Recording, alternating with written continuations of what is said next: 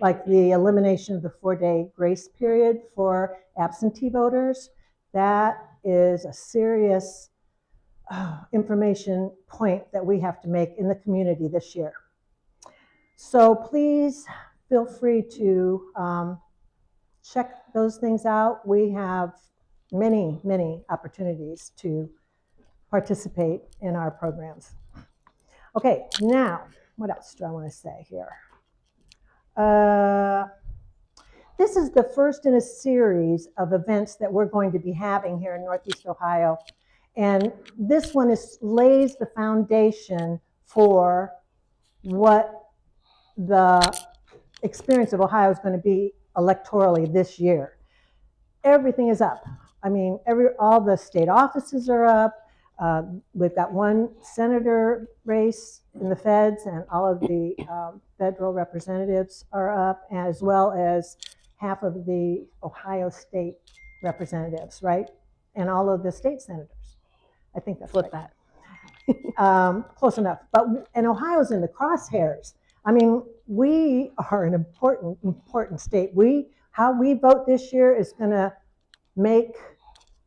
affect the federal level as well as our state level, as well as our everyday levels. So in that vein, we have invited an excellent speaker who knows a lot about the Statehouse, because that's going to be our focus this year, these elections. And she's going to teach us how to understand how things get done in the Statehouse, how they pass laws, how to impact our electeds, our legislators, and is it worth it? I've often asked myself, and to understand policy. So without further ado, I would like to bring on Rachel Coyle, who is co-founder of What's Happening in the Statehouse, or how's that go? Yeah. How things work. There it is. How things work at the Statehouse. We're going to need this. Oh, yes, definitely. Thank you so much. Okay. Hello, everyone. My name is Rachel Coyle. My voice is going a little bit, so if I get a little squeaky, do not mind that.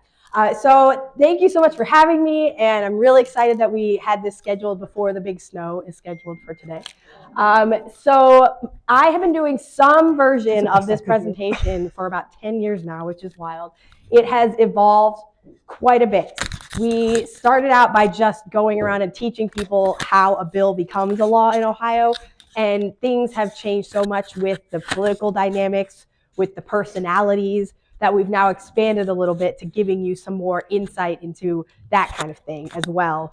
Talking about the climate, talking about how you deal with a state where some folks are not always following the laws. We saw that during redistricting. So it is a very different training now than it used to be. But I'm excited to be giving it to you.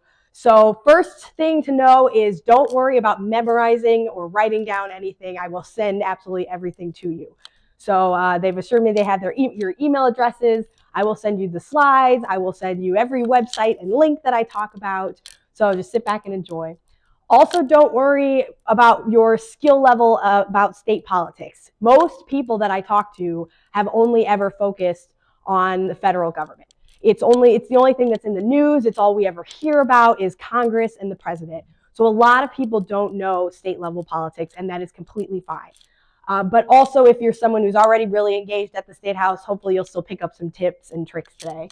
And then the last piece to know is that there are no dumb questions. I guarantee half the room has the same question as you. So ask your questions. I want to answer them.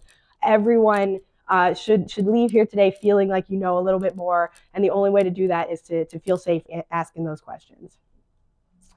All right, so what we're going to talk about today, I'll talk to you a little bit about why you need to care about state governments in the world that we live in.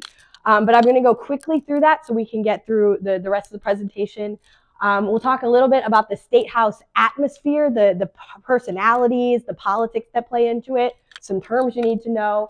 We'll talk about how a bill becomes a law in Ohio and where you can kind of insert yourself into that process. I'll give you some resources, and then we'll do some Q&A. All All right, so very, very quickly on why you need to care about state government when the rest of the world is on fire. A lot of times people are like, I can't, I'm so sorry. I respect you. I respect that you care about the state, but I just can't focus on a whole new level because everything else is madness. And so one thing I tell them, and I know that the League of Women Voters understands this very, very well, is that if you only care about state government for one reason, you have to care about it because of redistricting. Because state governments draw the lines that decide who goes to Congress, who goes to DC, who represents you there. We know that the US House of Representatives would be controlled by a different party right now if a few lines had been drawn differently in North Carolina. That is power. That would radically alter what America looks like right now. So even if that's the only reason you care, that is a reason to care about state government. We also have to care about state government because nonpartisan presentation, I will tell you the folks on the right have been focusing on state governments for a lot longer than the folks on the left have. On the right, they have entire organizations set up to pass bills through all the state houses all at once so they can kind of skip Congress and just get their agenda done at the state level. It is brilliant. It is incredibly well organized. There are entire groups that will write a conservative bill and feed it to a Republican legislator in every state house across the country. Their most well-known group that does that is ALEC, and you may have heard of many of their bills. It's brilliant because you don't realize what's happening until it's already happened, until 20 or 30 states have already passed the same bill. And you look around and you think, maybe I'm the person who's out of touch on this issue. Maybe everybody else has moved to the right on this issue.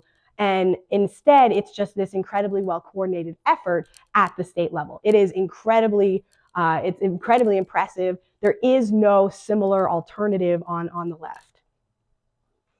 One example of an ALEC law you probably have heard of is Stand Your Ground.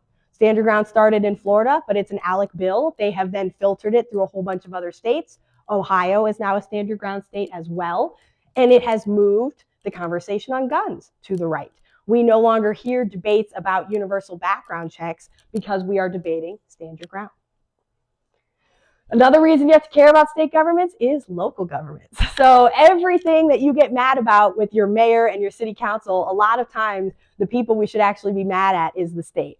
So those potholes in the road that never get filled, that problem is coming from the fact that in 2011, the state government actually drained the budget of the part of the funding that was supposed to come to you to fill those potholes, to take care of your parks, to pay for police and fire. And they use that money for state purposes. So we've got a lot less money at the local level to work with.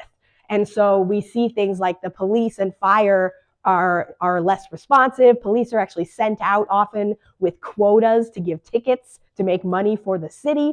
So things that we get mad at our mayors for is often actually something we should be mad at the state about. I'm moving quickly through this so we can get to the real meat of stuff. So if you remember nothing else about today, I need you to remember this one thing, is that how much power there is at the state level. You and just a few friends can make a massive amount of noise, make a huge impact at this level. You don't need to know 1 million people to get things done because so few people care about the State House. So it only takes a few people to really, really make a big impact. The problem with that, though, is that it only takes a few people with really dangerous ideas to get their thing across the finish line. So if you don't use your voice at the state level, somebody else is going to use theirs. So this is just an example of, and I'll send this to you, all the different things that we have accomplished at the state level in the last couple of years. I'll tell you about two that I'm really, really proud of. One is we have passed a bill in the last year that is helping prisoners in jails and prisons to get IDs so that when they get out of jail or prison, they can actually get a job. They can find housing. They can vote. They can participate in society in a way that makes it much less likely that they'll end up back in jail or prison. That's huge for them. It's huge for their families, and it saves taxpayers a ton of money because we save money when people are not going in and out of the prison system all the time. Another one I'm really proud of is a bill called Madeline's Law. That is now a law. It is requiring all insurances in Ohio to cover hearing aids for kids. In Ohio, until last year when this law became in effect, a lot of times insurance consider hearing aids to be cosmetic, so they would not cover. And it is now everyone 21 and under, if you have insurance of any kind, insurance has to cover hearing aids. We're never going to know how many lives that improves and saves and increases access to communications for folks, but we know that we're making the world a better place, and that is the point. All right, so now we're going to talk through some terms you need to know, some of the politics, some of the people, before we get into the actual process of a bill becoming a law in Ohio. Okay, one term you need to know is General Assembly, or GA. So the State House is referred to as the General Assembly, but it also operates in 2-year terms called General Assemblies. That is crucial. It means that every bill that's introduced at the State House only has those 2 years to go through the whole process. House, Senate, governor, signed into law. If all of that happens except the last bit and a bill doesn't get signed into law by the end of the 2 years, it dies. And you have to start completely over again with a whole new bill next term. So that leads us to the lame duck term, which is at the end of every 2 years, you have all the legislators at the State House know that all their bills are about to die. So they run around like crazy trying to pass as much as they possibly can. It is madness. They know it's going to be madness. They tend to hold some of their most controversial stuff for lame duck because they know some things are going to slip through the cracks. And Ohio has the worst possible timing for our lame duck session. It happens in November and December of even-numbered years. So this year, immediately following the most important election of our lifetimes, is going to be Ohio's lame duck session at the State House. And that is, everyone on earth is going to want to turn off the TV, turn off the news, spend the holidays with their loved ones. And actually, I need you all to come to the State House with me. So if you have not yet made your 2026 holiday plans, I would love for you all to mark out that we need to be really focused on the State House in December, and then we can all go on a holiday in January. Another term to know is session. So it has 2 meanings. One is the time of year when the legislators are working. Technically in Ohio, it's a part-time job. And then also it means when they're physically at the State House voting on bills, also called session. Another term to know in Ohio is supermajority. So again, this is a nonpartisan presentation. I will tell you, supermajorities of any party are bad. They take away the checks and balances that we all learned about in junior high. They make it so that one party has total control, where they can pass bills without anyone being able to step in and tell them that the bill is a bad idea or not scientifically possible. And it happens a lot. We end up with extreme legislation that nobody asked for. And so in Ohio, we have a Republican trifecta, so all 3 branches of government, and a Republican supermajority at the State House. It means that there are so many members of the Republican Party that if Governor DeWine, who is also Republican, decides to veto a bill, they can override that veto and force something into law all by themselves. That is too much power. It creates laws, again, that no one asked for. Laws that do not actually help the community because there was no time where someone could step in and give them advice or make the bill a little bit different based on their experience. So these are the current leaders of the Ohio State House. It's for this 2-year term, so until the end of this year. The 2 at the top are the Republican majority members, and the 2 at the bottom are the Democrat minority members. The guy I want you to focus on, though, is at the top right there. That is Matt Huffman. He is the Speaker of the Ohio House, and he is the most powerful man in Ohio. This guy controls the state. It is incredible the amount of power that he wields. Every bill that passes in the next year or so will be his decision. Every bill that fails will be his decision. As an example, usually the House Republican Caucus will raise money into the House Republican Caucus Fund. Recently, they've mostly been raising money into the Matt Huffman Fund, and he doles it out as he sees fit. He has been around for a long time. He has been amassing power. He is the person that put the Senate president into place, so he technically controls both chambers. He is very, very, very powerful. He has also had the House pass new rules to give him even more power. They gave him the power to have full control over all the committee assignments. So just a little thing that he can hold over his colleagues to, if you want that pay bump that comes with being a committee member or committee leader, you have to do what Matt Huffman says. He also gave himself the power to fire other people's staff. Just a little thing that he can hold over you to get what he wants. He is very, very good at wielding power.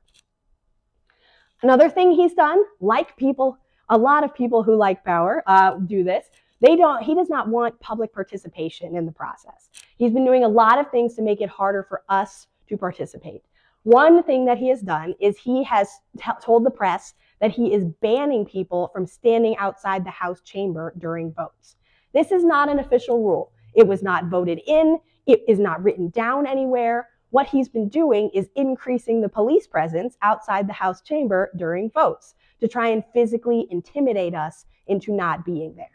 And the problem with anyone who wants power from any party at any level is that they need to be shown that the people will not go away with intimidation tactics. So we need to show up more often in larger numbers, and we need to be louder. That needs to be the response to him trying to prevent us from showing up to the people's house.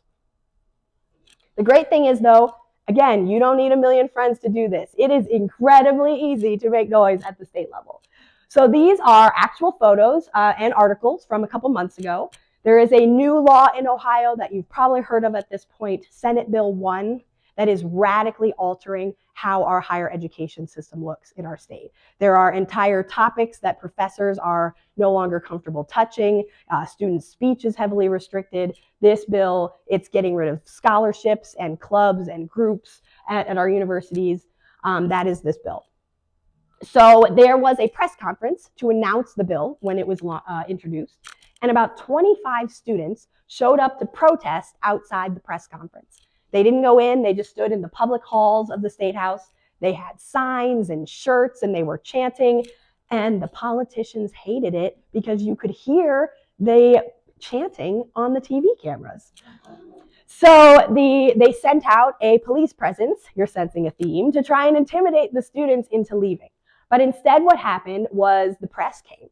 They interviewed the kids, they took photos of them, and they wrote all these articles that were not just about the bill. They were about the bill and its opposition. So from day one, we were able to change the entire narrative around this bill with 25 human beings showing up to the Statehouse. And every time reporters wrote about SB1 ever again, they'd pull these photos back up and use them again. It was so effective, and it only took literally 24 people. So that has actually become a big part of our strategy at how things work in the Statehouse. We are often having policy fights that we're going to lose, and people ask me why we keep doing it, and this is one of the reasons. So everybody knows if you're in politics for the right reason, you want to make good things happen. You want to pass good bills. And if you can't do that, you want to stop bad things from happening. But everybody always forgets the third part, which is that if you can't stop the bad thing from happening, you have to let people know who is doing that bad thing. You have to make sure people know who is making things more expensive, who is passing programs or taking away programs that they use. And you have to do it over time so that after years and months of this, people will remember those names. We call it losing loudly. We're creating a public memory of these individuals so that someday people will go to the ballot and they will see Matt Huffman's name and they'll think, I'm not sure I like that guy. And they might not even know why, but they'll know they've heard his name over and over again in a negative context. Another thing that we focus on as our strategy is that politics is just psychology. Politicians are human beings, and that is a critically important point to always remember. People want to feel liked. They want to feel powerful and popular. And so they will do things to avoid the discomfort of realizing that they're unpopular. They will surround themselves with yes men. They will limit public testimony. Your Congress members will not hold town halls because it is uncomfortable to stand in front of a room of people who hate you. And so they will avoid that. So what we have to do is find ways to break through that bubble. Social media is a great way to break through the bubble. I guarantee you that your politicians are looking up their own names on the internet. So if you find ways to make sure that they see that they're unpopular online, it's very effective. That's why we're seeing a lot of really rich people purchasing social media platforms right now, because they know how effective it is. It's also why we do things like write letters to the editor. Local politicians will look at their local paper to see what's being written about them. So often when you're writing those letters to the editor, you're talking to the politician directly. It is a great, great way to break through. Anything you can do to break through is effective. I also tell people to be creative with it. Like in Matt Huffman's district, I tell them to print off pictures of his face with names on them, with his name on them, and put them on things that are expensive or problematic in the district. Like Matt Huffman made this pothole. And it is, it is very, very, it's working actually, which is pretty funny. You also want to be the squeaky wheel. You don't have to be rude or aggressive. You just have to be there all the time. When I worked at the Statehouse, we had a guy who used to call all the time about a very specific movie producer tax credit that he wanted. And he was very nice, but he would just call and call and call, and everybody hated it because we had nothing we could tell him that was new. And long story short, Ohio now has this very specific movie producer tax credit because they didn't want to deal with that guy anymore. It works more than it should because politicians are people. Basically, you want to be a problem. A lot of times when I'm having a really bad day and I feel like there's no point to any of this work, I remind myself that these politicians who are hurting my community do not deserve an easy time. They should have to go home at night and have an extra stiff drink because I exist. And sometimes that is enough. So a lot of times I'll have this conversation and people will say, I can't be a problem. I work in a field where I interact with these politicians, or I am afraid of being, I could lose my job if I'm a problem. What can I do? We have other options for you. One is you can do niche specific issues that can be turned into laws, like the hearing aid bill. That is the kind of thing that you can still get bipartisan support on. You can still get bipartisan good things done. If it's not something that's a top front page issue, a hot button issue, you can absolutely still get stuff done across the aisle. Another thing, if you are in a field where you do interact with Republican legislators, making friends with one of them is quite helpful because they have the ear of their colleagues. And then one thing you'll see a lot of organizations doing these days is hiring a lobbyist who can go talk to those Republicans. A lot of times in Ohio, we've got like 3-person staff on the tiny nonprofits, and they will have 2 of those staffers be lobbyists because they know they can't be a problem, so this is their only option. Okay, so now we're actually going to talk about the process of how a bill becomes a law in Ohio. One second, some water. Okay, and let's see, how am I doing on time? Cool.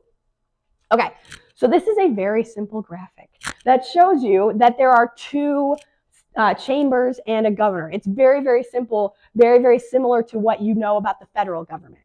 There is a House and there is a Senate and there is a white man who signs stuff into law. It is very, very similar.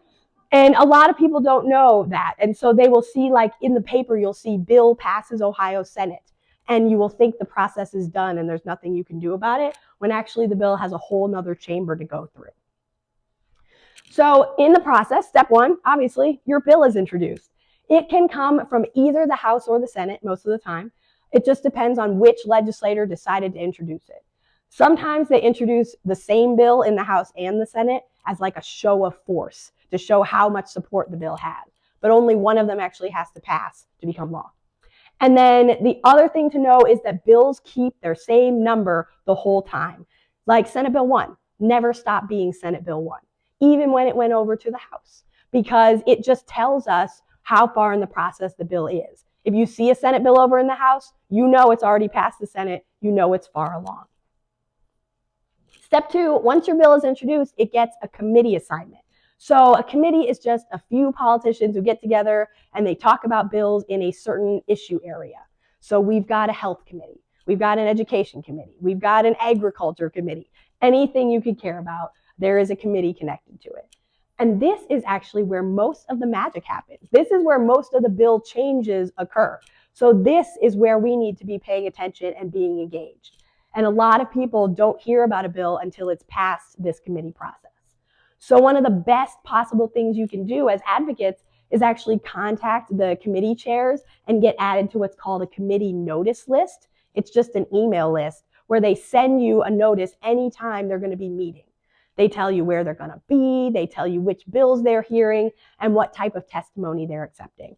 I am going to send you a document telling you how to sign up for those committees, but I'm also going to walk you through it right now because it's very helpful to have seen it once. And this is truly one of the most important things you can do. So this is a website I'll send you. This is legislature.ohio.gov. The committees are all listed there. I'm going to click on Senate committees first. They are in alphabetical order. I highly recommend just going through and picking the issues that interest you personally. Whatever you're into, those are the committees you should follow. Or if you all are a group that meets a lot, you can assign committees to different people and have them report back to the group so that nobody's feeling overwhelmed. I've seen that work both ways, and it works really well. But I'm going to click on the committee here, Finance Committee. Takes you to the page where the legislators' faces are. These are the members of the committee. The chair is always listed first. The chair is the most powerful person in the committee. They decide everything. They decide which bills move and which bills die. They decide the rules of testifying. They decide everything. And on the Senate side, they are also the person you contact to be added to the committee notice list. So I'm going to click on Jerry Serino's face here. Takes you to his page. You can call or email his office and ask to be placed on that committee notice list. You will then start getting emails anytime they're going to meet. You will know as fast as I know, as fast as the staffers know, which bills are going to be moving forward. The House process is actually way easier. So it's the same website. You're going to click on House committees, click on a committee. They have a button. I don't know why the Senate has not figured out button technology yet, but the House has made it super easy. All you have to do is pick a committee that interests you, sign up for mailing list, and sign yourself up. And then you will start getting those emails anytime the committee is going to meet. So step 3, your bill has a committee. It's supposed to start getting hearings. But actually, this is where most bills will just go and sit for 2 years and die. So one of the best things that we can do as advocates is actually call and demand hearings for bills that we like. It is remarkable, because politics is psychology, how often they will give you a bill hearing to shut you up. And it still matters, because every time you get a hearing, you get to bring the press in and you have more opportunities to spread the word about your bill, to get more public energy for your bill. If you get that second hearing, then you get to bring in like experts to talk about the bill. You get to bring in parents and kids with emotional stories to tell about how the bill would improve their lives. You get to bring reporters in. It is incredibly valuable. Every time you get a hearing is a victory. Even if you have to go through the cycle several GAs in a row, it's still a victory. The other thing we can do as advocates is call and demand that they stop moving forward with bills we don't like. It is, again, remarkable how often they will cancel a bill hearing because they don't want to deal with us. They don't want to deal with protesters. They don't want to deal with a room full of angry people in the same colored shirt. They don't want to deal with any of it. So they will cancel the hearing and wait a couple weeks, and they will hope that you move on. They will hope that the press loses interest and that you can't get people together again. And so a lot of times, our strategy is to kill a bill hearing 1 week at a time for 2 years. And sometimes it works. Okay, so I'm saying call a lot, right? There is a reason for that. There's lots of ways to contact your legislators. You can email them, you can tweet at them. I'm so sorry. They are all on Twitter, all of them. And that is the place where I get the most responses. So if you can stomach being on Twitter, that is where they all are. You can send them letters, you can come to their office, but calling is really, really effective at the state level because it is not like calling Congress. There is no computer system where they are entering your data. You will not get kicked out if you give the wrong zip code because it is literally just you and a staffer on the phone. It is that simple. So your goal is to take up that staffer's time. At the end of the day, you want that staffer to go to their boss and be like, oh my God, I got nothing done today because everybody hates that voting bill. That is a victory at the state level. And if you call a lot, you're going to get the same 22-year-old kid over and over again because there aren't very many staffers at the Statehouse. So you want to be nice, critically important. You want to be nice. You want to be polite. You want to build a relationship with the staffer. Because if you do that, you can get a ton of help from them. They can get you meetings with their boss. They can get you bills introduced. They can help you get bills introduced. And they can get you inside information. A lot of times the staffers will call us and they'll say, hey, I know that you care about that bill. I just heard in the hall it might move next week. Just thought you ought to know that. They can be incredibly valuable if you take the time to call a lot and build that relationship with the staffer. Another reason to call is that they will absolutely at the state level get your voicemails. So there is only one phone line per office at the Statehouse. That means you and the lobbyists and the senators are calling the same phone number. They have to listen to those voicemails. So what you want to do is you want to call and leave a contact number and ask for a call back. It's wild how often you will get a call back from the legislator or their staffer simply because maybe only 10 people left a number that day, so they might as well call you on their drive home. Sometimes a legislator love to be the person who calls people back because it makes them look good, even if they're never going to agree with you. It is a great test of whether or not you have a responsive legislator, because some of the legislators don't care about that and will instruct their staff to just not answer the phone. It's a great test of what type of legislator you have. Another thing to know, very important, you can absolutely call people who don't represent you at the Statehouse. Because again, not that many people call the Statehouse, so they will understand. You can call the committee chairs and say, I'm calling about this bill in your committee. You may get a staffer who's feeling like a jerk that day, and they might ask for your zip code, but there is no reason why they asked you for it, and they're not writing it down anywhere. So you are still having the same psychological impact on them, where at the end of the day, they go to their boss and they remember how many people called about that bill, and that is a victory. But if you are calling your own legislator, that does have extra weight, so you really want to hammer it home. Give them your zip code, be like, I am a voter in this district, really make sure that they know. All right, so another thing that we can do as Ohioans is we can testify for or against bills in committee. And the goal is to testify in person. It is really powerful to have a big packed room full of people. The press will go to those rooms because they're interested in what you're interested in. You can get a back and forth with the legislator. You can get on TV. Really, really powerful. But we make it hard. We tend to have hearings at like 10 o'clock in the morning on Wednesdays, and I can't tell you when the hearing's going to end. I can only tell you when it starts. So you have to be able to give up a solid chunk of your day to drive down and sit in Columbus. So if you can't do that, we also have the ability to testify written only, which is still an official part of the process. It'll still be up online as part of the official documentation. The legislators will still have your testimony in front of them on these little iPads in committee, but I cannot promise you that they'll read it. So you have to do a little bit extra to make sure that they see your testimony. I often recommend emailing all the committee members and just saying, hey, I testified, you should read it. Or posting your testimony on social media and making sure all your friends and your network see it. Just a little bit extra. So, important thing to know, you cannot just testify whenever you want. You have to wait until they announce that there's going to be a hearing for your bill.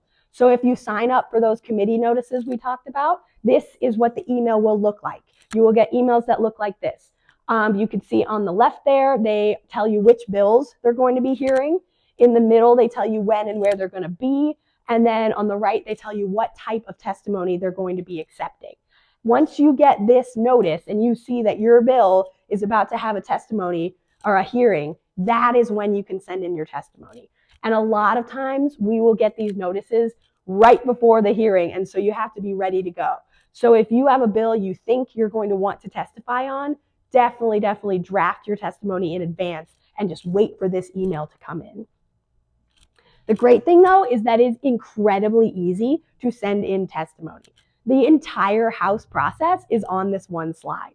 So you get that notice because you're all signed up for the lists, you write your testimony, you email your testimony to the committee chair 24 hours before the hearing, and you email them a witness slip, which is just basic information about yourself. You tell them if you're a lobbyist, you tell them if you're with a group or representing yourself, that kind of thing. They will send you the witness slip in that committee notice email. So that is the entire process. You email your testimony and your witness slip to the committee chair the day before. Congratulations, you have just officially participated in Ohio government. We should all be doing it all the time.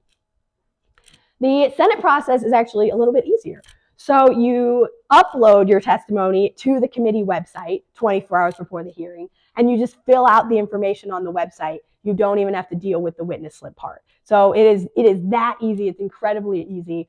I actually, a lot of times, if groups meet a lot and they tend to have things like postcard parties, I always tell folks you could also have testimony parties where you get together and you have snacks and wine and everybody writes a paragraph and then you all go back to hanging out. It can be that easy together.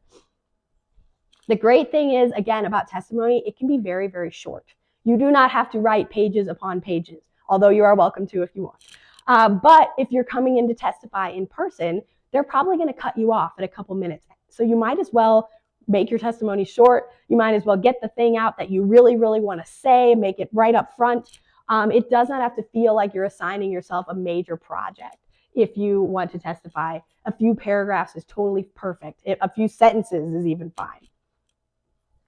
This is another thing that I will send you in the resources email. This is just a template so you can feel confident that your testimony is formatted exactly the way the pros are doing it. You and the lobbyist will be writing your testimony in the same formatting if you do it like this. And then this is a reminder to tell you that recently, in the last couple of years, we have started seeing a real effort to stop us from testifying, which is how that's how I know it matters. They would not try to stop us from testifying if it was not effective. And we are starting to see things like invite-only testimony, or only a few people are allowed to testify and then everybody else has to do written only. One of their favorites recently is they will say everybody's allowed to testify and then they will cut off testimony at like 2 or 3 hours, no matter how many people are still left to go. That kind of thing is infuriating. And it also, unfortunately, appears to be legal at this point. We have not figured out a legal option here. So our only answer is to be a problem.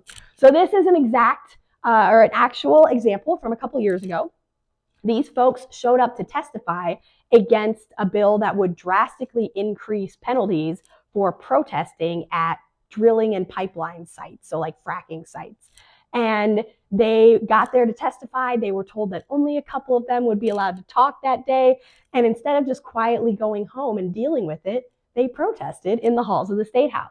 And they got loud, they chanted, and they jeered, and the press came running, because the press loves a ruckus. And they came and they interviewed these folks, they took photos of them, and they wrote all these articles about the bill that wouldn't have been written if they had just let these people talk. And that has to be the point, that we show them we will be more obnoxious if they don't let us participate in the process. A great resource that we have available to us as Ohioans is the Ohio Channel. So it is free, completely free and accessible. It is ohiochannel.org online. All of the House and Senate sessions and all the committee hearings are live on there, or you can watch them recorded later. They are archived later. One thing I will send you today is a document that shows you how to pull video clips. So if you go in and testify, you can pull a clip of yourself. If you see a really powerful testimony, you can pull that and post it on social media. It makes great content. So everything we just talked about was the committee process, because that is where most of the magic happens. But sometimes a bill does pass out of committee. If it does, it then needs to get a full floor vote. So like if it was in a House committee, it needs a House vote. Some bills will get through committee and never get to the House floor or Senate floor, and then they sit there for 2 years and they will die. If a bill does get a full vote in the House or Senate, it's gonna pass to the other chamber. Matt Huffman does not do anything by mistake. He will not bring a bill up unless he knows that it's going to pass. So once your bill gets that vote in the House or Senate, it will go over to the other chamber and get a new committee assignment and do the whole thing again. So you can come in and testify for your bill twice, once in the House, once in the Senate. There are, I will tell you, a lot of ways that legislators are finding to skip parts of this process, but this is the traditional process that most bills will go through. So another thing I want to tell you is that there are other ways that you can stay involved in the Statehouse that most people don't know about. Most of our bills, for example, come from citizens with ideas. Most of our laws are people who have something in their life that feels like it could be better or different. If you have something in your job or your life or your family experience, you do not need to know how to write the bill yourself. All you need is a legislator who agrees to introduce it for you. They will get it drafted. They will get it introduced. All they need is you and your idea. Another thing to know is that sharing articles on social media about the state is incredibly powerful because nobody's doing it. Everybody is sharing the same article about Donald Trump. If you're the person who shares one thing about one bill at the state level, you might be the only person in your whole network who is sharing that information. It is so much more powerful than people think just to share one thing about state level government. So as an example of the power that you have as one person, this is Madeline of Madeline's Law and her family. So the hearing aid bill, that she had needed hearing aids. Their insurance wasn't going to cover it because it was considered cosmetic. They found a legislator to introduce that bill, and it is now a law in Ohio that is improving countless lives. If you have an idea, if there's something in your life that you think should be different, find a legislator and see if they agree. So quickly, let me look at time here. Going to go through some resources, and then I will email them all to you as well. No worries.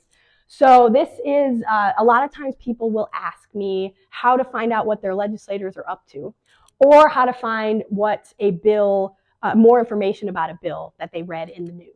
So this is that same website, legislature.ohio.gov, which I will send you. They've got an amazing search tool that I want to make sure you know how to find. So if you go to this search tool, you can click on a legislator's name, so just click a politician, and look up by primary sponsor. Any bill that they have sponsored, introduced over the last 2 years will come up, and you can see what they've been up to, see what they've been introducing, see if there's something they should be held accountable for.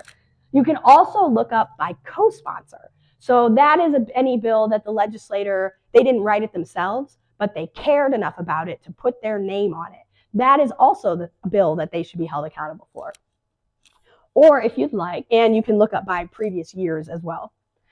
Or you can just look up a bill number. So you read about a bill in the paper, you want to know more about it, you type it into the search bar here, and something will come up at the bottom, and you just click on it, and it shows you the bill page. It'll tell you more information about the bill.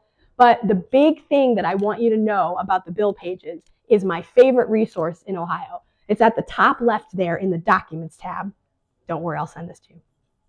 So in Ohio, if you go to the Documents tab here, you can read all the bills if you want.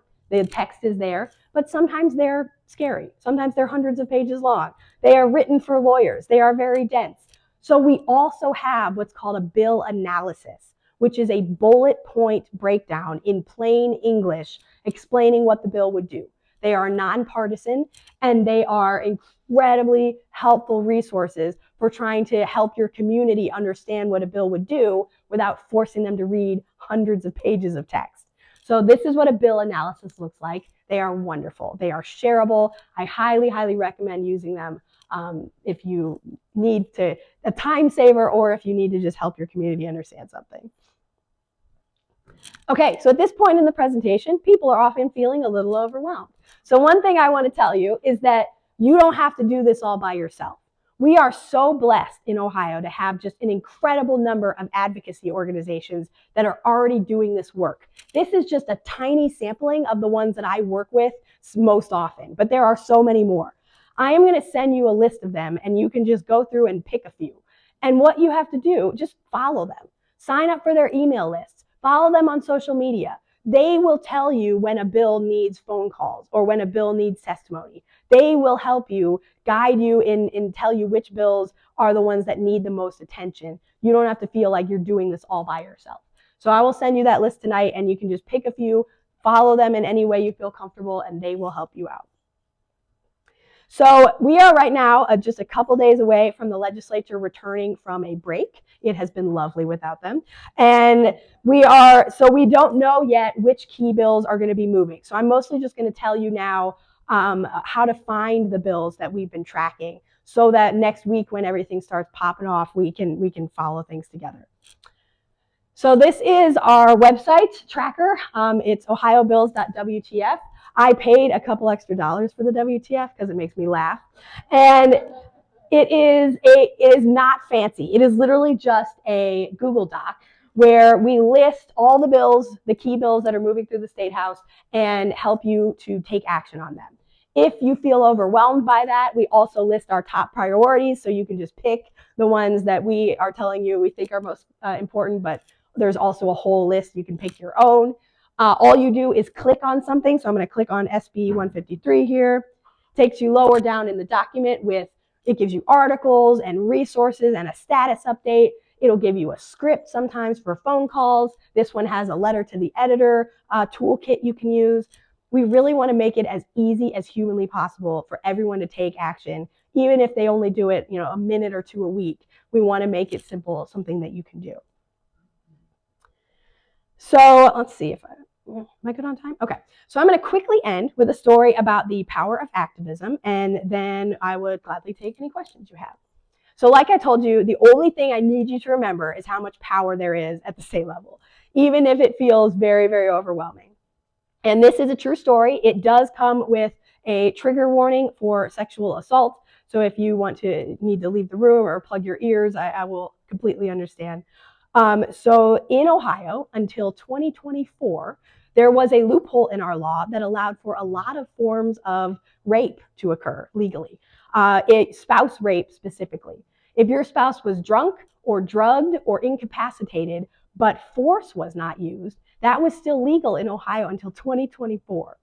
And obviously there had been a lot of people trying to introduce bills and amendments to close that loophole, but they never went anywhere. They would just die immediately. So the press stopped paying attention because they knew the bills would die immediately. So it was just this cycle of frustration for the folks introducing these bills.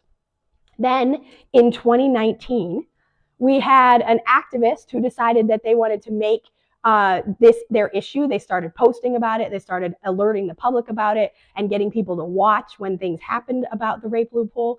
And then we had this legislator in 2019, Kristen Boggs, introduce an amendment on the floor to close the rape loophole. She had done that many times before. It got voted down immediately, like it always did. But this time, because of activism, people were paying attention. Ohioans saw the bill get voted down immediately, and they got mad. They started posting, they started calling, they started demanding to know why this had happened, and the press saw the outrage and wrote about it. So we ended up with all these articles in 2019 about the rape loophole as though it were new. But the only thing that had changed was that people cared, and the press will follow that public attention. So from there, obviously lots and lots of public outrage led to the first ever bipartisan bill to close the rape loophole. We had never seen a Democrat and a Republican together trying to close this loophole. And this bill, even though it was a first, didn't go anywhere. It died immediately. Then the next GA, we had our first ever 2 bills to close the rape loophole, one in the House and one in the Senate, both bipartisan, first time that had ever happened. And then finally, in the year of our Lord, 2024, they finally passed this bill through the State House. Governor DeWine signed it, and all forms of rape are now illegal in Ohio. That, I guarantee you're all sitting there like, do I clap? Like, what is the response here? And that obviously should never have taken that long. It should never have taken this long. But I guarantee this loophole would still exist if it weren't for activism. If somebody had not made this their issue and decided to focus on it and they were willing to lose for a while, because sometimes you will, if you keep going on an issue, at the state level, you will get it accomplished eventually. You truly, truly will, just with like sheer numbers of people that you can get to pay attention. All right, so if any of this has interested you, I am on every social media platform that exists. I will find you and make you care about the State House. And if you hate social media, I also now have an email list. So you can sign up on Substack and I will send you emails so you don't have to go on social media. But again, it's because of the power of just sharing one article about the state. I want to make that kind of thing super easy for you to do, an action you can quickly take. And if you want to help me pay for gas, that would be cool. Okay, so the only thing, again, I've said it a million times because it's the only thing I need you to remember, is how much power there is at the state level. Every time you call, The phones might have been sitting dead. A lot of times they probably were sitting dead. And so every action you take at this level is just so, so powerful and so meaningful that if that is all you take away from today's presentation, that will still be a victory for me. So I want to thank you all so much, and I will gladly take any questions you have. And my voice survived the whole presentation, so we're doing great. So thank you all, and I'll gladly take any questions.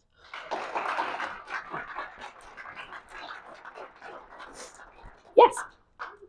When you were talking about the bill analysis, Mm-hmm. who writes that, and how like objective is it? Is there a bias to those analyses? That's a great question. Yeah. So that who writes the bill analyses, and are they biased? So they are nonpartisan. They are written by a group called the Legislative Service Commission. They are a group of lawyers hired by the state to write our bills for us. We're very lucky. Some states don't have that. So some states are often dealing with the fact that their laws all don't work with each other. But we have these lawyers, the LSC, that writes our bills. They also write the bill analyses. Legally, and they are usually very, very good about it, they are not allowed to give any kind of opinion. They can only write in the bill what it would do. They cannot write like if they think it's possible or a good idea. We have, in the last couple of years, seen Matt Huffman and a couple others put pressure on them to write the bill analysis in a way that's a little bit more friendly to his side. But generally, they are very, very nonpartisan. They want to be nonpartisan. So I think it's a very good resource, even though there's some controversy, obviously, but it's still very good to have. And they just work so hard. They are like the unsung heroes of Ohio. Yes, back there. And I'll try to repeat the question too. Yeah, so I less of a question, more of a comment. First of all, I thoroughly enjoyed your presentation. Thank you. I thought it was entertaining and interesting and also very thorough. So thank you very much. I just wanted to say that the same process and power is echoed in the local Absolutely. government as well. Absolutely. And as case in point to that, so I am the first ever elected law director for the city of Greene. Oh, wow. And the way that occurred was that the community was disturbed by what was happening with their local government. And they literally hand wrote the initiative and then got that on the ballot. And the position went from being appointed to elected so that they felt that they had a voice in the way that their government was acting. So, and wow. Yes, That's I know. awesome. Isn't it great? I know. I love that story. Yeah. And then secondly, since that time, anytime we have, council meetings and there's legislation in front of the council, and our community will come and speak, and we may not completely ditch the legislation. Sometimes we change it, make it better. We add to it or subtract from it. So anyway, I just wanted to say it also works that way locally. Oh, yes, I love that. So thank you. Thank you for the work you're doing. We also, the group I actually work for, this is just fun. I work for Honesty for Ohio Education, and one of our programs now, we are teaching people to go to their local meetings, to like their school board meetings and their city council meetings, to actually be the people who bring that stuff up. Because you're right, like if it's brought to you, you hear about it and you can make changes. Even if you don't get rid of a bill, you can improve it based on citizen input. That's so cool. All right. Yes, ma'am. Just a quick question. When the committees are formed, is there any rule about them being bipartisan? Great question. So unfortunately, the rule is essentially that because there's a supermajority at the Statehouse, there's going to be a supermajority on the committees. So there is a heavy Republican lean on the committee, and that does lead to like power dynamic issues. There are also, at the moment, the speaker sets how many committee members there are from the minority party. And so there are fewer right now than there have been previously. So I always tell people when you're testifying, you want to think of your most conservative relative, the uncle who brings up politics at Thanksgiving. You want to think about that guy, and that is who you're talking to, because most of the committee members will be very, very to the right. Yes, way back there. Sorry to make you move with the mic. I don't know, this might not sound very smart, but what determines whether they're voting on these bills down in Columbus versus laws that go on the ballot for us to vote on? That's a great question. Yeah, so in Ohio, we have the ability, you probably know this with redistricting, you were collecting signatures to put something on the ballot to change our constitution. So we have the right to do that. We can collect hundreds of thousands of signatures, put something on the ballot, and either change our constitution, or you can collect hundreds of thousands of signatures to try and change the law. Most people, and I highly recommend this right now, go to the Constitution instead of the law, because if you pass a law, even if you go through all that work and you get all the stuff on the ballot and you pass it, the legislature can overturn that law the next day. If you pass something and change the Constitution, they have a harder time. So that is a right that we as Ohioans have, and that is like our ability to impact the law. The legislature impacts the law. It's hard to explain. So there's the Ohio Revised Code and there's the Constitution. They are changing the Ohio Revised Code. We can either try to change the Constitution or the code. If they want to go to the ballot with something, they could do that too, but they would have to pass it and put it on the ballot to change the Constitution. So that was a very complicated answer, and I hope it helped. Yes, sir. Oh, ma'am. Sorry. No, do her first. Okay, so if that is the case, Yes.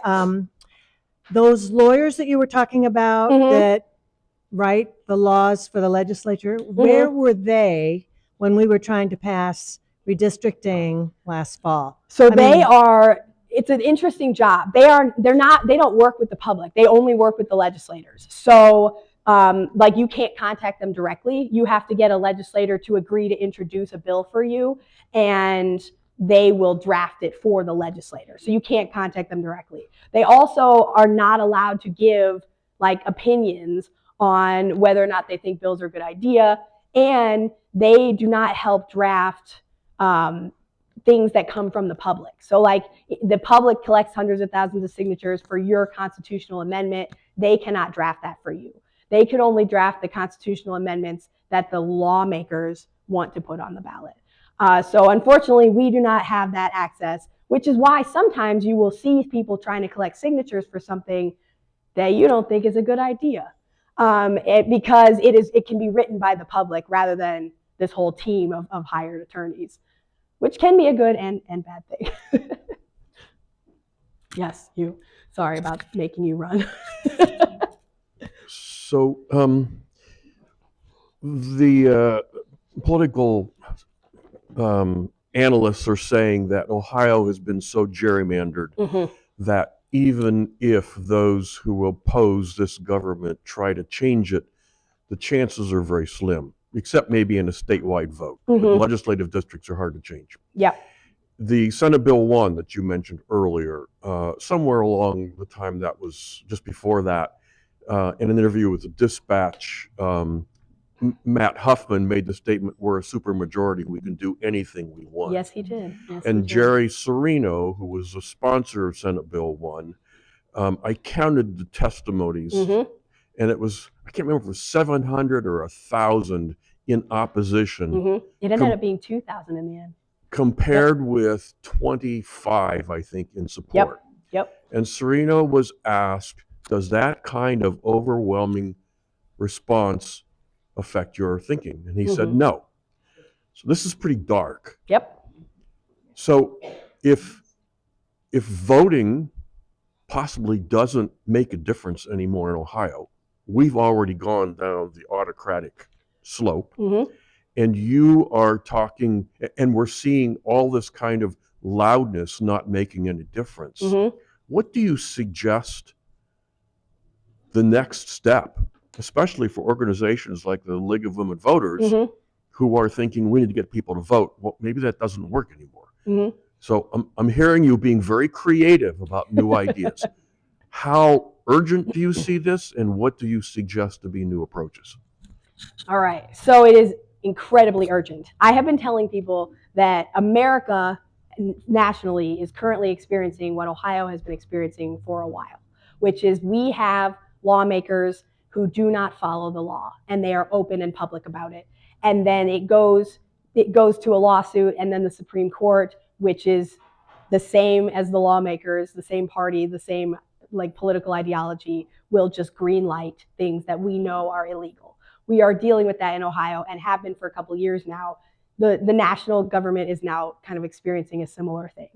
And it's hard, it's scary, it's very, very easy to feel like nothing we're doing it matters. And the answer is not that we stop voting, because we absolutely have to keep voting. We can still win at the statewide level, and that would mean winning seats that then control the redistricting commission, for example. So voting is crucial, but it can no longer be the only thing we do. There have to now be other tactics that are much more disruptive, that are much more being a problem, which is why this training has changed so much. We can no longer just get people to vote and just get people to like submit testimony, because that's not enough. Now we have to do things like during Senate Bill 1 process, we had a whole group of students. They were amazing, and I loved working with them. And they did disruptive tactics. They disrupted the Senate session when they were voting on SB 1 and got escorted out by the police. And we had cameras with us, and then we invited the press to come with us and interview outside. We're going to have to start doing things like that. We're also going to have to start doing more grassroots type things, like making Matt Huffman unpopular at his local community center and grocery store, so that when he goes out, people are mad at him. It is unfortunate that we're going to have to start being creative like this, but thankfully we started to be doing it the last couple of years already, so we're not starting from square one the way a lot of people around the country are. And so you have to it's a very strange dynamic where you have to get people to participate in the process, even though we acknowledge that there are people trying to rig the process. One way that I do that is by telling people that if your vote didn't matter, they would not still be trying to pass bills to stop you from doing it. They would not still be trying to pass voter suppression laws if they thought they had won permanently forever. They would not still be trying to rig all the districts if they thought they had won permanently forever. So we have to keep voting, but we're going to have to do more. We're going to have to be disruptive. I really think we're at a point now in Ohio where we're going to have to start getting arrested, planning it out and doing arrestable events. We are really at that place. It is quite dire. And it's hard to give these presentations and then admit that, but it's absolutely true. Hope that helped. Yes, you and then. Yeah, I would like to say that SB 1, it was on a real fast track. Mm-hmm. I mean, how are we supposed to get information, knowledge, what's going on when you introduce the bill in January, it's passed in March, the governor signed it in March, so went into effect in that June. Yep. So between Jerry Serino and the Gary Click, who just won the ALEC Award for Ohio, Mm-hmm. and ALEC is, if I remember right, the very first lawyer that was on there was Scalia's son, Anthony Scalia. I think he was part of the ALEC group. And they go around through all the states and they form all these things. I mean, it's really a powerful movement against against us. Yes, absolutely. And it's, I don't know how to answer that. Say it again. I'm sorry. I was thinking about lots of things. About Gary Click? About re-ask your question. Just I just said, how do you pay attention? How do we get information fast? so fast? Because they move so fast. You're absolutely, so that is part of why we have our bill website, like ohiobills.wtf. I literally update it several times a day during the session. And that is not sustainable because I am not doing it as a job. And so it's going to have to be that we get more and more people to pay attention to whatever their issue is that they're super passionate about, so that they can be raising the alarm bells when something is going on in their issue area and the rest of us have to pay attention. But yes, that is very much a part of their strategy, where they're moving things so fast that the public doesn't even have time to learn about them is much easier at the state level because fewer people are paying attention, because local media is dying. And that is part of the strategy. So we are going to have to, if you all were super passionate about 1 or 2 bills, you could be the group that alerts us when those bills need help. And it's going to have to become kind of like a grassroots movement in that way. Because unfortunately, the process itself, the official process, I think will continue to move very quickly until such time that the supermajority is broken. Which does, when a supermajority is broken, one of the things the minority party has the ability to do is slow down the process a lot of different ways. The supermajority can speed bills along in a lot of different ways. Yeah, so that's a big key. Even if, whatever party you are a part of, breaking the supermajority, I think, could be a goal. In thinking about, they're creating the issues that we need to react to. Yes, I'm wondering, how do we create issues that they need to react to? that's a great point. Yeah. And I'm just a couple things here. I was a reporter covering the Statehouse for many years, and my colleague and I had a suspicion that Neil Clark was crooked. And I was in the basement of the Statehouse going through all the files of how bills became law. Mm-hmm. And I saw, for example, ALEC with fingerprints on everything. Mm-hmm. And we're making connections of Neil Clark with the PUCO. Yeah. Well, as we're doing this, Neil Clark called my colleague and threatened him with violence. Really? And the president of the Senate introduced an amendment to a bill outlawing public access to the files, showing how legislation was created. So the legislature exempted itself from public records laws, while all other governments have to do the same thing. Recently, there was a bill passed that allowed open carry every place except the Statehouse. And now there is a bill going through the legislature that will require public officials to allow ICE into many places, including Almost churches and public everywhere. schools, Yes. except the Statehouse. Mm-hmm. So Yes. how do we generate something new Mm-hmm. that they're not talking about? That's the question. No, yeah, that's a great question. So one, unfortunately, they have now expanded the public records ceiling where we can no longer access almost any of their records until after the entire term GA is over. That just passed this year, and it's infuriating. So we cannot tell who's making the laws, who's talking to who's getting advice, who's getting money. We can't tell any of it. Neil Clark, he was a character. I'd love to talk to you about that. He's dead now. No, this is important. This is a news story that should have gotten more attention. He killed himself in a car with a Mike DeWine t-shirt on, and then wrote a book posthumously that was published after he died so that the world would see the corruption in the HB6 scandal. It is available online. If you go to Amazon and you look at Neil Clark's book, I don't remember the name. What did I know? I'm just a lobbyist. I'm just a lobbyist. Yeah. He was trying to alert the public with his own death to the corruption with Mike DeWine and John Husted and the HB6 scandal. And it did not get enough public attention because the press wasn't sure if they were allowed to talk about someone's death in that way. So look it up on Amazon. You should read his book. It's really interesting. Ohio is fascinating, you guys. Like it's a place, like nobody understands the politics. Is so interesting here. But the answer is there are ways to do that. And the Democrats in the legislature, I will say, and several of the Republicans too, who now are very vocally angry at their own party, are trying to do this, where they are introducing bills that they know are never going to move, but there is a reason to push for them, that they know the public likes them, they know they're popular, and they are attempting to use them as essentially messaging points. So that is part of the answer, but I think the bigger part of the answer is going to be going to the ballot with things. So we force the legislature to care about an issue when we go to the ballot with it. With abortion rights, for example, with minimum wage, when that was collecting signatures, the folks who are collecting signatures right now to get rid of all property taxes, whether or not you agree with that, they are forcing the legislature to care about property taxes because they are collecting signatures to pass their own thing. So that public swell of movement of trying to get something on the ballot scares the legislature into action a lot of times, and at least gets the public talking about the issue. So I think that, which is one of the reasons why they're trying to get rid or restrict in a lot of ways our ability to go to the ballot, because it is such a powerful tool. And I think that's going to have to be a big part of it. And I know you had a question, and I'm sorry you had to wait. Yes, my question is really just a curiosity question. Mm-hmm. You mentioned several times during your presentation the press, Yeah. the press. Okay, our understanding of how the press is dying off. Yep. Who is the press today? Great question. Especially for those of us who are old. Yep.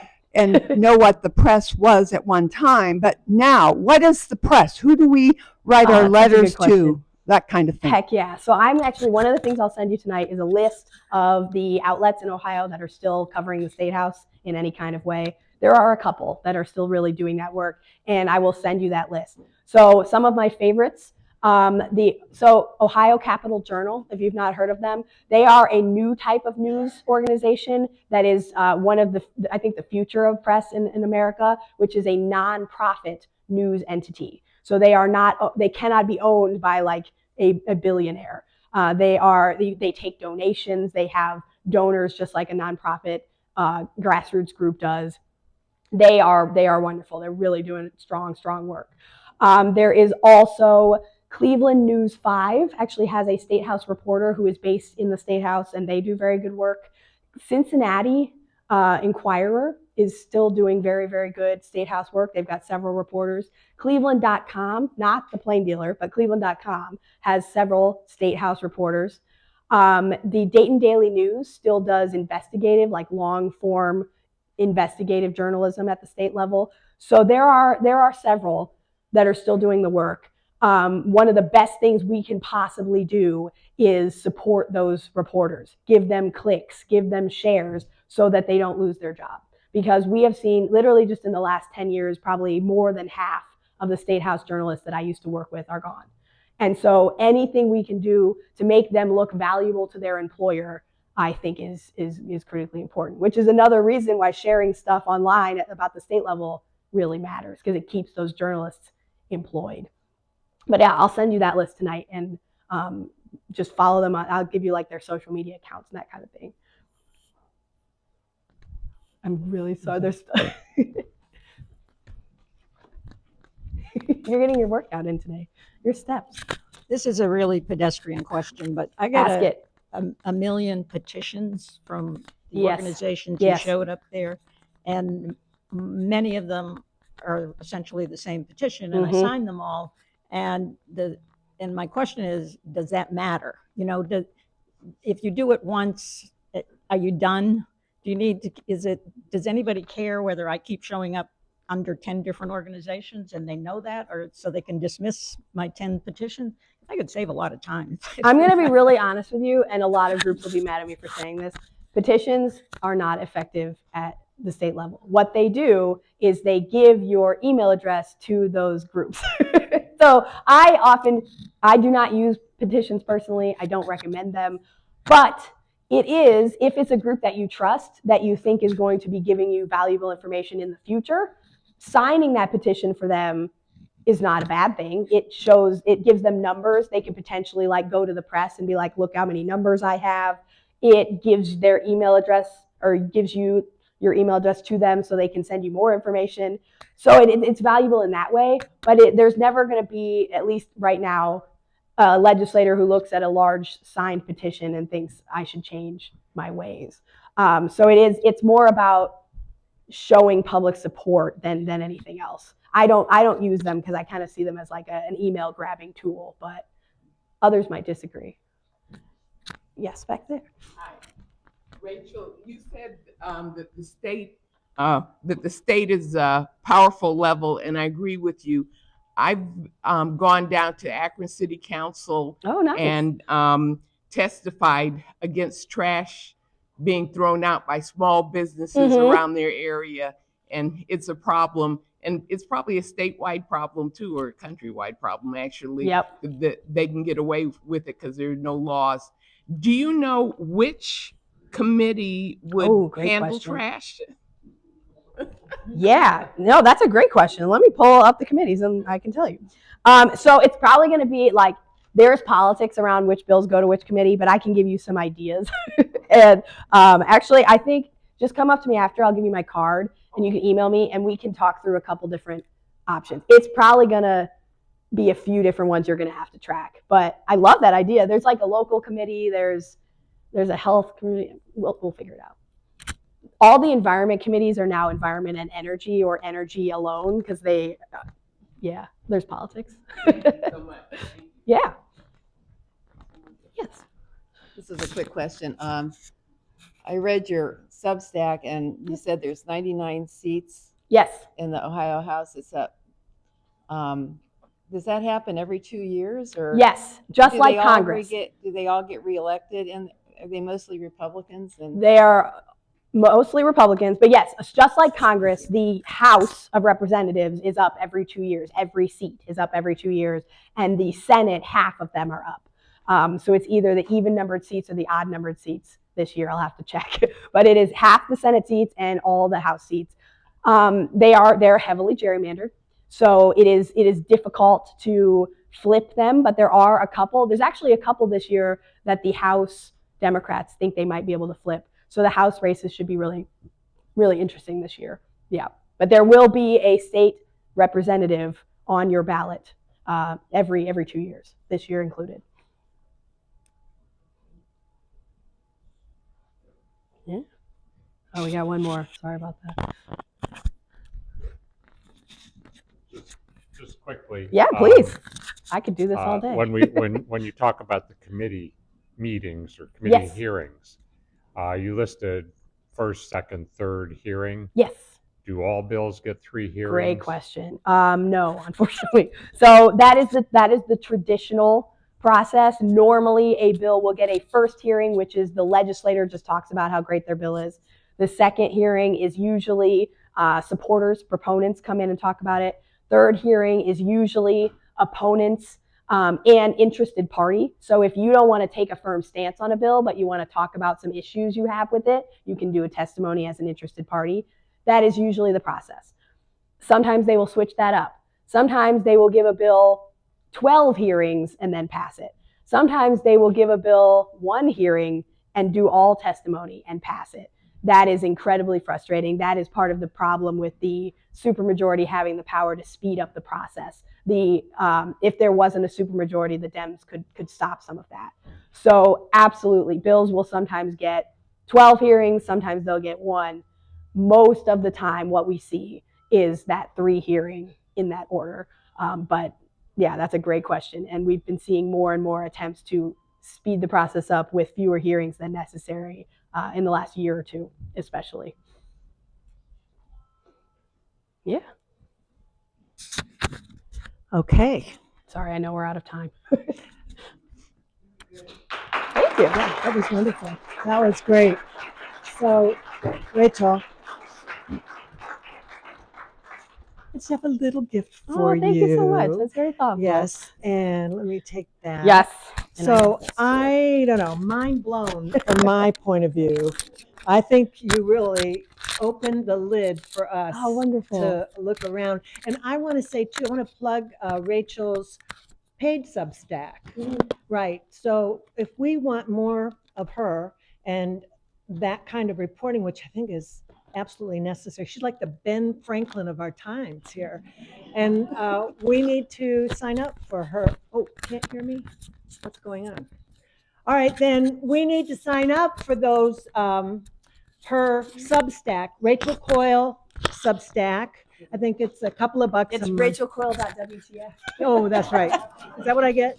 So yes, I just am very grateful. You have given us the foundation for our year to come. Oh, and we are going to, I'm sure, incorporate some of these things into the league. When we do our positions and priorities, we'll be thinking about these kinds of things.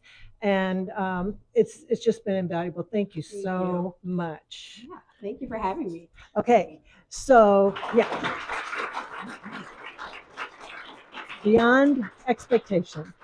Also now I'd like to just say that I want to talk about a couple of things that are coming up in February. We have February 14th for league members of the Akron area. We have a positions and priorities meeting where we will be hashing over some of these things as well as just the election coming up and how we're going to spend our time, what our priorities are. And this is necessary for us to do because we are a grassroots, bottom-up organization. So the league does not send missives down to us from the top. It all comes from the bottom so that you and I and all of us can have a voice in what the league is doing at all of the levels, the local, the state, and the national levels. So that is for league members of the Akron area. Then on the 15th of February is for fun at the Playhouse Square. The Broadway play Suffs is playing. And if you sign up through our website, we're trying to sit together. We've got seats, and there's a discount for you if you do sign up that way. So if it's not 9 degrees or lower, but we're going, it's going to be an adventure. And then the most important, I think, of all, is on the 28th of February, there is going to be a regional meeting sponsored by the Ohio League, who's bringing their whole dog and pony show up here, all those experienced and wonderful people at our Ohio League, which we do have a fabulous staff down there. And they are noted to be one of the top leagues in the country. Our Jen Miller, who's our CEO, I think it is, or director, she is incredible. So they're doing 3 regional events this spring. They're called Women Defending Democracy Teach-Ins. And it's going to be from 9 to 3 on the 28th. It will be free, and they will provide lunch. And there's going to be breakout sessions. I think we're going to learn all kinds of things to even get into the weeds about how we can take this kind of information we learned today and disseminate it to the people around us. Because that's what Rachel says, that's what we need to do. We need to talk to people. So I think that's going to be incredibly valuable for us in our area, because we do have many, there's going to be a lot of voters that don't think the state election is anything. I know when I was raising my 5 kids, I'm not sure I knew who was governor. So those people are waking up from their sleep, and we need to be prepared to easily just get them interested and maybe give them resources and 411 and Rachel's websites and so forth, how they can find out more. So those are the things that are coming up. So now, without further ado, I believe, are we ready to serve lunch back there? We are. Okay.